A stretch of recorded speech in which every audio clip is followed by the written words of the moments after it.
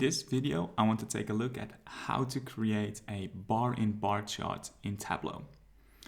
I am using Tableau version 2020.4 and I'm connected to the sample Superstore dataset.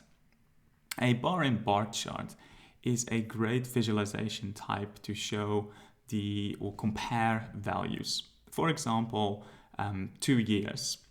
So what I've done in this dataset is I've created 2 calculated fields, one calculating the sales for 2020 and exactly the same calculation for 2019.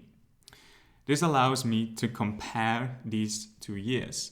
And one of the kind of better ways to do this is do that visually, of course. And the bar-in-bar chart is a great visualization type.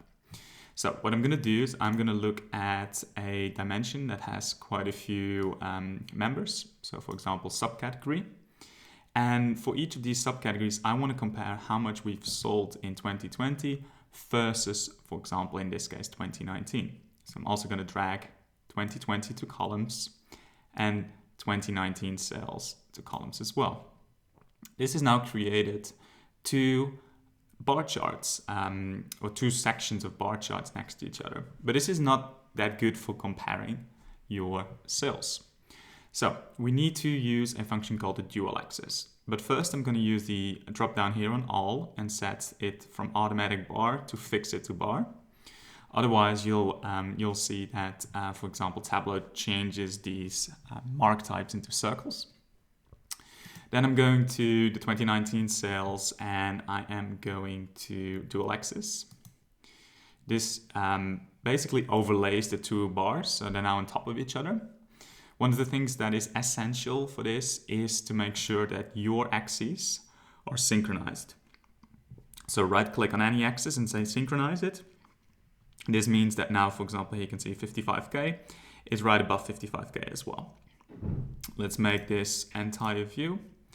And what that allows us to now do is, for example, some cleanup. So now we can hide the axes or the headers. We don't really need them.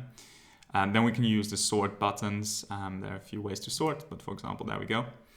Another way to make this look a little bit better is to make one of these a little bit bigger. So for example, we can say that we want the 2019, for example, the blue one. We want to change the size of that. So if we drop that down a little bit, you can see it's now bar in bar, and we can now compare these a lot better. So we can see, for example, for machines that 2019 has overtaken 2020, but for a lot of them, it's the other way around. So hopefully you learned something in this video, and I'll see you later.